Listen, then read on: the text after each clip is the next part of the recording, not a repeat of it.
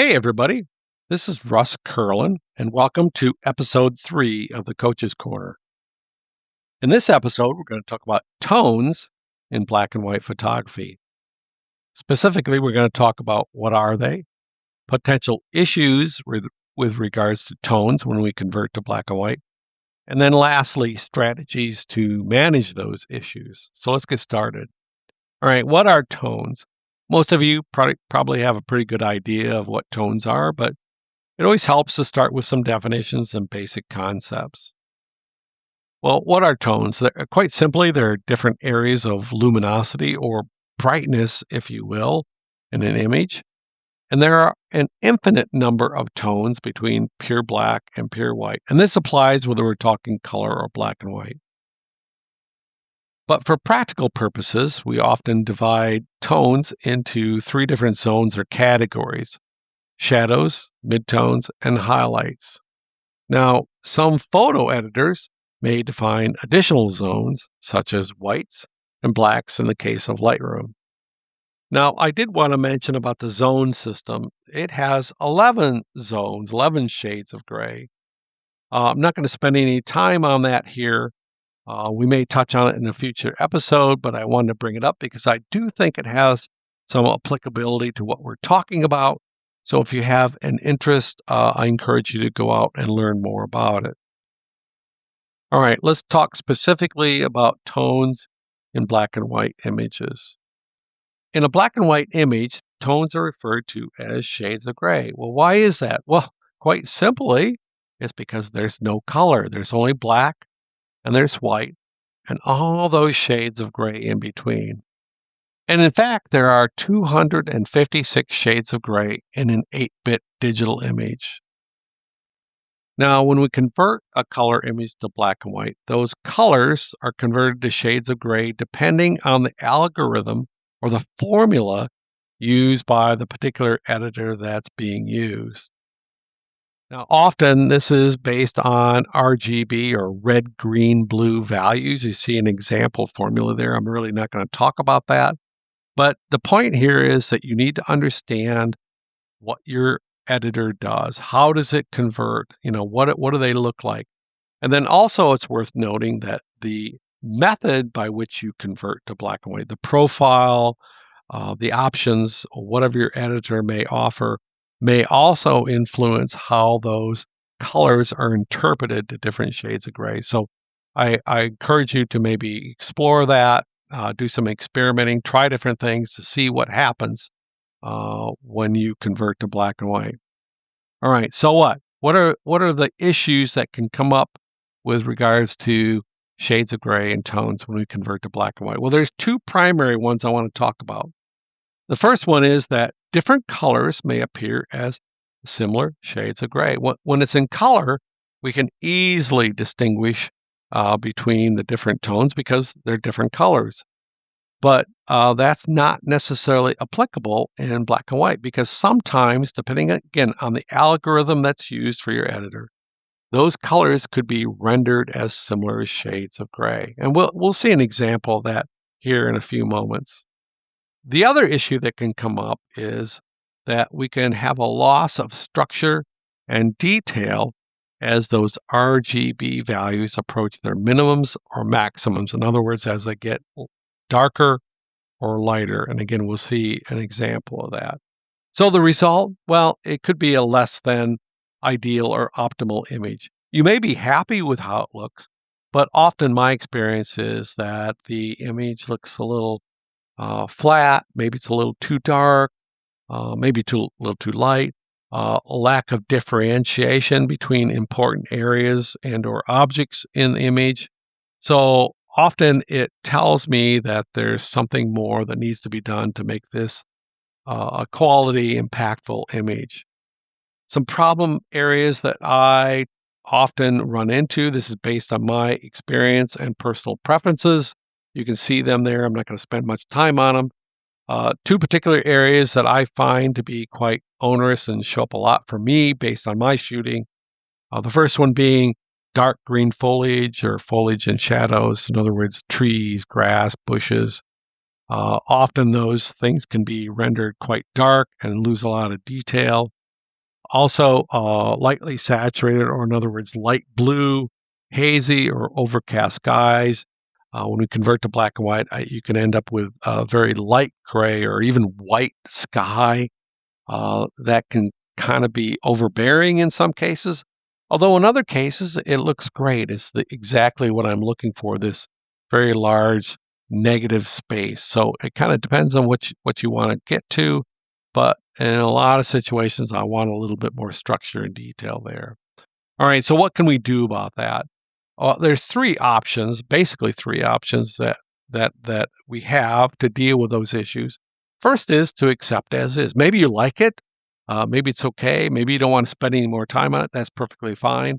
And like I said, it may actually be great. Those white skies may be exactly what you're looking for. Now, we can also adjust the exposure and maybe some other in-camera controls during shooting, like white balance, maybe some colors and things like that. My experience is that the effectiveness of doing this is rather limited, and I don't do a whole lot of that. I'm more interested in just getting a good exposure and composition and so on. And it may depend on the particular camera you have and the settings that you have set up. So just be aware of that. You may want to do some experimentation, learn about your camera, and understand if this is even an option for you. But I wanted to throw it out there. The last option, which is, I think, the most effective, is to correct during post-processing. And there are really three things we can do under this option. The first one is to adjust exposure, contrast, or other global controls. This works well. I do this pretty much all the time. But when we've got similar shades of gray, it may not do a super job with that, but still, it's an option. Masking, if you're adept at that, using different kinds of layer masks or brush masks, object, linear gradients, uh, luminosity masking, those kind of things. I use those a lot as well. They can be very effective. The third area, and it's one that I use almost all the time, is to adjust the color mixing or color channels, as it's called in some cases. And there we can really fine tune those shades of gray and be very specific. And that's actually where we're going to spend most of the rest of the time in this episode. So with that, let's switch over to Lightroom. All right, here we are in Lightroom. My apologies up front to those of you who do not use Lightroom. For obvious reasons, it's not practical for us to do a demonstration with every editor that's out there, but I think you'll get the general idea of what I'm trying to do. And as near as I can tell, most, if not all, of the primary editors out there have functionality that's similar to that which I'm about to show you. So if you don't use Lightroom or Adobe Camera Raw, which works very similarly, I encourage you to go out and learn how this works in your own editor. All right, I got a couple of images I'm going to show you. I'm going to work through these fairly quickly in the interest of time. This first one is a landscape image, as you can see. We've got some greens, the foliage and the ground foliage in the center bottom there has maybe a little yellow in it. We've got an orange path, and of course the blue sky. Now, full disclosure, I used a sky mask and dehazed the sky so I could bring out the blue a little bit more for purposes of this demonstration. Now let's convert this to black and white. I'm going to go over here and click the black and white button. Lightroom is going to use its algorithm to render those various colors to different shades of gray. In my opinion, it's a pretty flat and lifeless image. It needs something. I could easily work with the global controls, maybe work with some of the shadows, the contrast, those kind of things. But what I really want to show you is go down here to the color mixing. Lightroom calls it black and white mix, but sometimes it might be called color channels. It's all basically the same thing. What's happening is that the photo editor is using these controls to change the luminosity of the different colors that's embedded in the image file, which are still there even though we've rendered it as a black and white image. Lightroom has 8 different colors. Your editor may have more or less. So again, I encourage you to understand how your editor works. I do this a couple of different ways. If I know what the colors are, I may start with those first. If I'm not quite sure, I may just start at the top and work my way to the bottom and move these sliders back and forth. And I may go back and tweak it some more. I may move one and find that the other color needs some adjustment. So it's really trial and error here. In this case, I know what the colors are pretty much. And I'm actually going to start with a green. Now, here, the greens are actually illuminated pretty well. So contrary to what I said before, there's pretty good detail on them. But I think that I can darken these up and actually provide a little bit more contrast. So I'm going to take that slider, green slider, move that over to the left, darkens up those pine trees in particular. Does a little bit to the ground foliage, but not that much. Now, there was yellow in that. So what I can do now is I can go over to the yellow slider, and it primarily affects that ground foliage. It touches the tree a little bit, but not too bad. All right, as I mentioned, we had an orange pathway. I think I'm going to darken that. Now I could just as easily lighten it, okay? But I think I like it a little darker, right in there somewhere. And of course, we have a blue sky. So I like a little dark blue sky. Maybe touch up that yellow a little bit more. Yeah, there we go. Not too bad. Maybe might play with it a little bit more, but you can see what happened here by adjusting these color sliders, this black and white mix. So comparing it to the original, kind of flat and dull, to something that's more respectable. So I think that's a significant change. Second image that I'm going to show you here is a kind of a modern sculpture that was in a park area. I liked kind of how it looked and how it contrasted with the sky. So let's see what happens. Again, same thing. Let's convert it to black and white. As with the other example, needs a little work. So let's go down to our black and white mix. Now, in this case, there's really 2 primary colors here. This is the blue sky, and then there was, I don't know if you remember, but there was kind of an aqua color here in the structure. So let's just start with the sky. And in this case, I'm going to take it all the way to the left. I'm going to darken it so it's almost pure black, so I can get this really dramatic effect.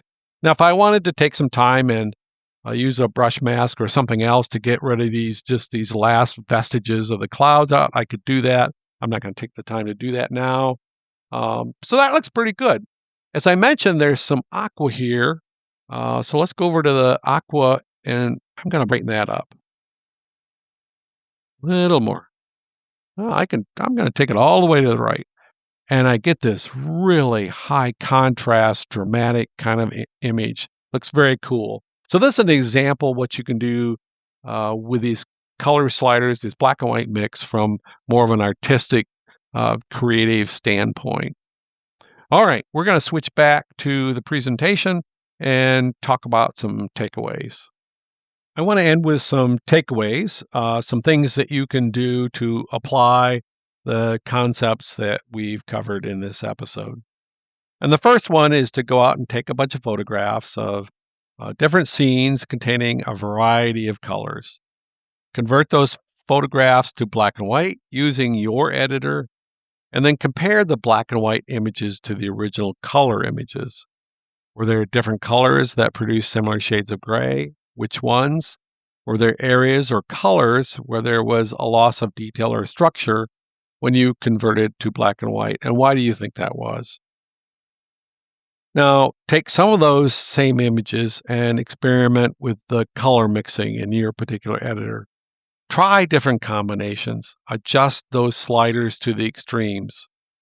What color adjustments, mixing adjustments, or combinations had the greatest impact? Which ones did you like? And what happened when you took the adjustments to the extremes? And then I'd suggest going back into your portfolio to use some existing black and white images and do the same thing. Did the image improve or not? And if not, why? What did you like or not like?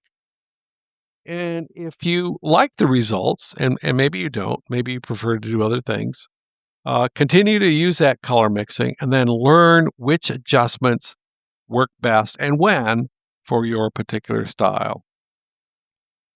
All right. Well, thanks so much for watching episode 3. As always, we welcome any questions, comments, or suggestions you might have. And again, teaser for the next episode kind of follows along with some of these same concepts is it's all about contrast.